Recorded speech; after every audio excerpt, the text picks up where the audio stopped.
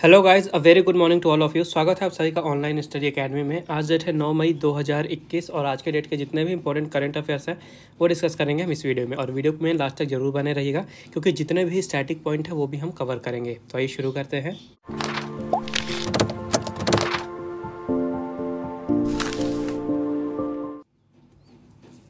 तो आज का पहला क्वेश्चन है, on which of the following date World Migratory Bird Day 2021 was observed. निम्नलिखित में से किस तारीख को विश्व प्रवासी पक्षी दिवस 2021 मनाया गया है। तो 8 मई को मनाया गया है विश्व प्रवासी पक्षी दिवस 2021।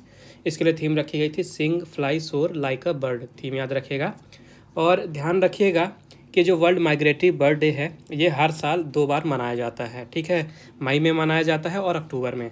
तो एक्चुअली में ये मई में भी जो मई का सेकंड सैटरडे होता है तब मनाया जाता है और अक्टूबर में भी जो सेकंड सैटरडे होता है तब मनाया जाता है। तो मई का सेकंड सैटरडे पड़ा है 8 मई को, इसलिए 8 मई को मनाया गया है।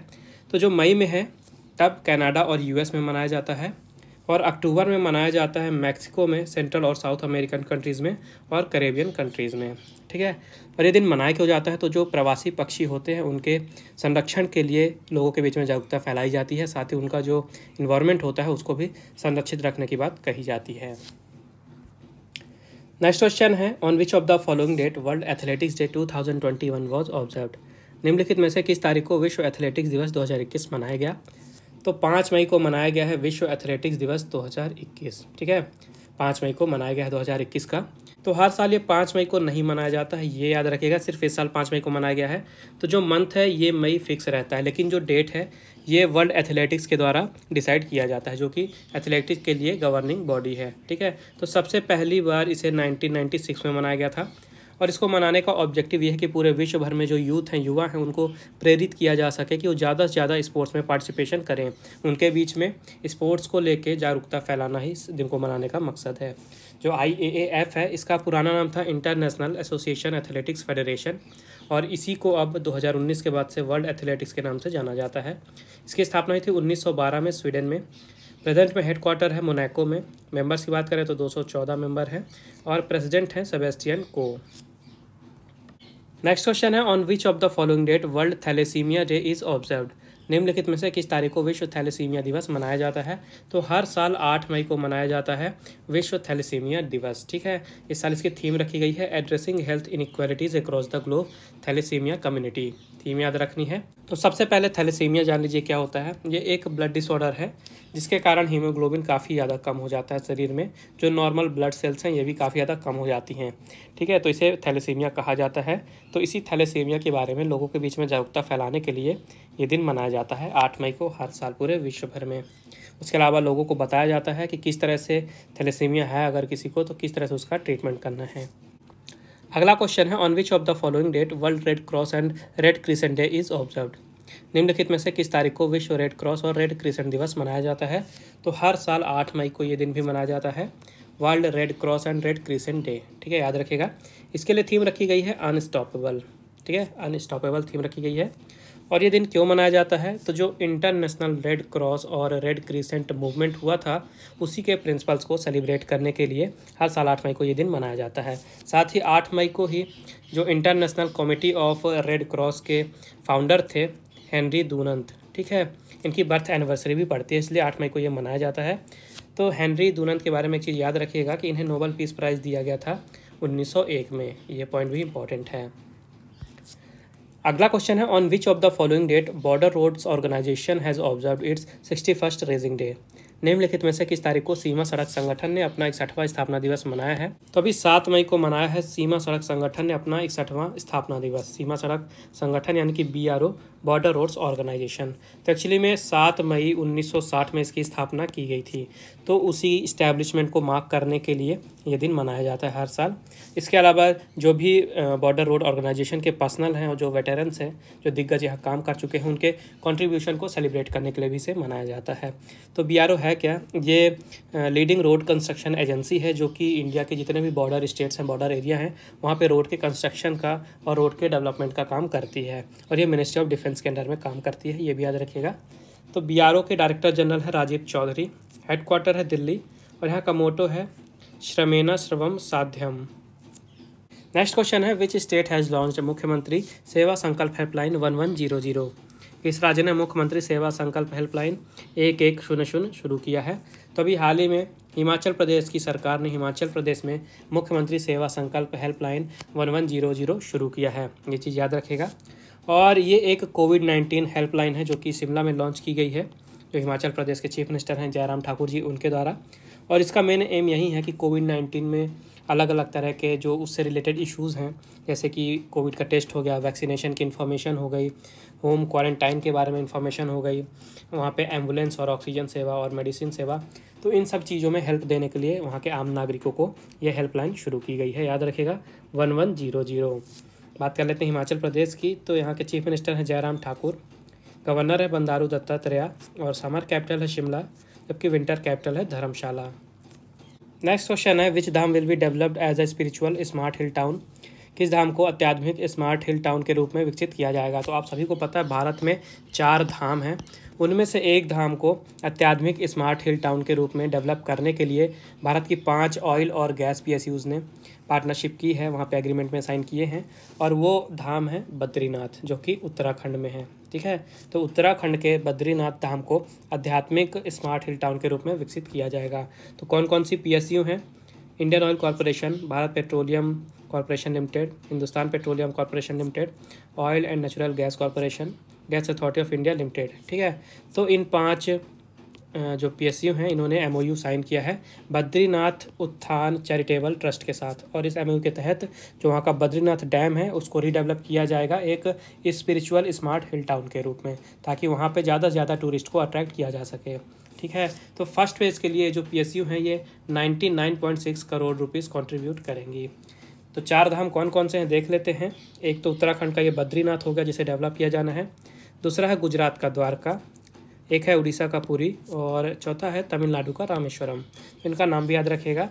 बात कर लेते हैं उत्तराखंड की। तो यहाँ के चीफ मिनिस्टर हैं तीरथ सिंह रावत, गवर्नर हैं बेबी रानी मौर्य, समर कैपिटल है गैरसेन और ये इम्पॉर्टेंट है, और विंटर कैपिटल है देहरादून। अगला क्वेश्चन है which company has unveiled the world's first 2 nanometer chip technology. किस कंपनी ने दुनिया की पहली 2 नैनोमीटर चिप प्रौद्योगिकी का अनावरण किया है? तो अभी हाल ही में IBM ने अनवील किया है दुनिया की पहली 2 नैनोमीटर की चिप टेक्नोलॉजी का। ठीक है, तो कंप्यूटर के प्रोसेसर में जो चिप टेक्नोलॉजी यूज़ की जाती है उसकी बात हो रही है यहाँ पे। IBM का पूरा नाम है इंटरनेशनल बिजनेस मशीन्स। ठीक है, इन्होंने ही अनवील किया है विश्व की पहली 2 नैनोमीटर की चिप टेक्नोलॉजी। अभी प्रेजेंट में 7 नैनोमीटर की नोट चिप यूज़ की जाती है प्रोसेसर्स में, और कहा जा रहा है कि जो 2 नैनोमीटर की चिप टेक्नोलॉजी है इसका यूज़ करके जो इंटरनेट में एक्सेस किया जाता है, इंटरनेट को एक्सेस किया जाता है, उसकी स्पीड बढ़ाई जा सकती है, जो बैटरी लाइफ होती है उसको काफ़ी ज़्यादा बढ़ाया जा सकता है, और जो एप्लीकेशन का प्रोसेसिंग टाइम होता है उसमें भी काफ़ी यहाँ पे स्पीड पाई जा सकती है। ठीक है, तो जो 7 नैनोमीटर की नोट चिप है उसके कंपैरिजन में 45% ज़्यादा परफॉर्मेंस देगा ये, और 75% तक लो एनर्जी कंज्यूम करेगा। तो जो IBM है यहाँ के CEO हैं अरविंद कृष्णा और हेडक्वार्टर है अरमोंक जो कि न्यूयॉर्क में है। नेक्स्ट क्वेश्चन है which app has been launched by Interpol to help identify stolen cultural property around the world. दुनिया भर में चोरी की गई सांस्कृतिक संपत्ति की पहचान करने में मदद के लिए इंटरपोल द्वारा कौन सा ऐप लॉन्च किया गया है?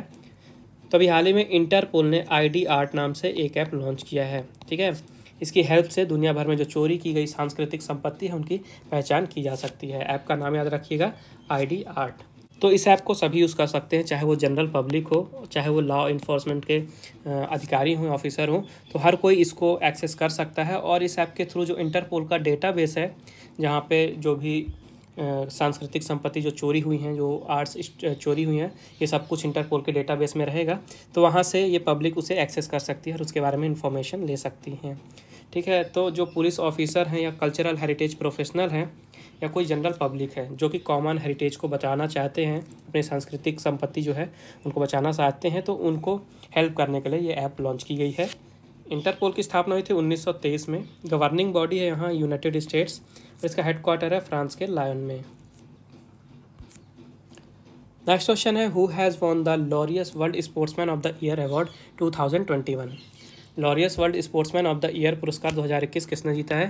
तो अभी हाल ही में 2021 के लॉरियस वर्ल्ड स्पोर्ट्स के अवार्ड डिक्लेयर किए गए हैं, और world sportsman of the year award मिला है राफेल नडाल को। ठीक है, टेनिस स्टार राफेल नडाल को मिला है world sportsman of the year award. वहीं world sports women of the year award मिला है टेनिस से ही नाओमी ओसाका को। ठीक है, ये दोनों काफ़ी ज़्यादा इंपॉर्टेंट है, याद रखिएगा। जो Laureus world team of the year है ये फुटबॉल क्लब को गया है बायर्न मुनीच को। ठीक है, जो athlete advocate of the year का अवार्ड है ये गया है F1 के वर्ल्ड चैंपियन लुइस हैमिल्टन को। और Laureus world sport life time achievement award गया है बिली जीन किंग को। तो ये जो 5 पॉइंट हैं, 5 अवार्ड हैं, ये काफ़ी ज़्यादा इंपॉर्टेंट हैं, तो इनके नाम जरूर याद रखिएगा। नेक्स्ट क्वेश्चन है which Indian will be awarded the Arline Pacht global vision award. किस भारतीय को अरलाइन पैच ग्लोबल विजन पुरस्कार से सम्मानित किया जाएगा। तो इसका राइट आंसर है option number A Geeta Mittal. तो जम्मू और कश्मीर हाई कोर्ट की पूर्व चीफ जस्टिस गीता मित्तल जी को Arline Pacht global vision award से सम्मानित किया जाएगा। तो एक्चुअली में ये जो अवार्ड है ये 2021 के लिए है और यहाँ पे 2 रिसिपिएंट है, मतलब 2 लोगों को मिलेगा। तो भारत की तरफ से गीता मित्तल जी को दिया जाएगा और ये पहली भारतीय बनेंगी इस अवार्ड को पाने वाली। इनके अलावा मैक्सिको के मार्गरीटा लूना रेमोस को भी ये अवार्ड दिया जाएगा। ठीक है, मार्गरीटा लूना रेमोस, ये नाम भी आपको याद रखना है। और ये जो अवार्ड है ये दिया जाता है इंटरनेशनल एसोसिएशन ऑफ वुमेन जजेस के द्वारा। इसकी स्थापना की गई थी 2016 में। ठीक है, और जो इंटरनेशनल एसोसिएशन ऑफ वुमेन जजेस है यानी कि IAWJ, इसकी स्थापना हुई थी 1991 में। हेडक्वार्टर इसका वॉशिंगटन में और प्रेसिडेंट हैं वेनेसा रुइज। नेक्स्ट क्वेश्चन है who has won the 15th Sheikh Zayed book award. हाल ही में 15वां शेख जायद बुक पुरस्कार किसने जीता है। इसका राइट आंसर है option number A Tahera Qutbuddin. ठीक है, हाल ही में इन्होंने जीता है 15वां शेख जायद बुक पुरस्कार। और इन्हें ये अवार्ड क्यों दिया गया है, इन्हें ये अवार्ड इनकी बुक के लिए दिया गया है। बुक का नाम याद रखिएगा Arabic oration art and function, ये इनकी पुस्तक का नाम था Arabic oration art and function. ठीक है, नाम याद रखिएगा ताहिरा कुतुबुद्दीन। कौन सा अवार्ड है, 15th Sheikh Zayed book award. ठीक है, और ये इस अवार्ड को पाने वाली पहली इंडियन बनेंगी। तो अब समय है आज के क्विज का। आज के क्विज का क्वेश्चन है who has translated the book another dozen stories from Bengali to English. हाल ही में एक पुस्तक का बंगाली से अंग्रेजी में अनुवाद हुआ है, अनदर डजन स्टोरीज नाम है पुस्तक का। आपको बताना है कि इस पुस्तक का बंगाली से इंग्लिश में अनुवाद किसने किया है। तो ये रहे आपके ऑप्शन, मेक श्योर आंसर जरूर दें कमेंट बॉक्स में। उसके अलावा अगर आपको कोई प्रॉब्लम है, आपको डाउट है, आपका कोई सजेशन है तो आप बिल्कुल मुझे कमेंट बॉक्स में बता सकते हैं। कल मैंने आपसे पूछा था who has won the F1 Portuguese grand prix 2021। F1 पुर्तगाली ग्रैंड प्रिक्स 2021 किसने जीता है। तो इसका राइट आंसर है लुइस हैमिल्टन। ठीक है, लुइस हैमिल्टन ने जीती थी F1 पुर्तगाली ग्रैंड प्रिक्स 2021 की। तो ये थे आज के important current affairs. I hope आपको यूजफुल लगे होंगे। वीडियो पसंद आई है तो वीडियो को लाइक जरूर करें, ज़्यादा से ज़्यादा शेयर करें अपने दोस्तों के साथ और चैनल को सब्सक्राइब जरूर करें। बेल आइकन जरूर दबाइएगा ताकि नोटिफिकेशन आपको मिलती रहे। और PDF की लिंक आपको डिस्क्रिप्शन में मिल जाएगी, आप वहाँ पर विजिट करके फाइल डाउनलोड कर सकते हैं। तो फिर मिलते हैं कल कुछ नए करंट अफेयर्स के साथ। तब तक के लिए take care and thank you guys.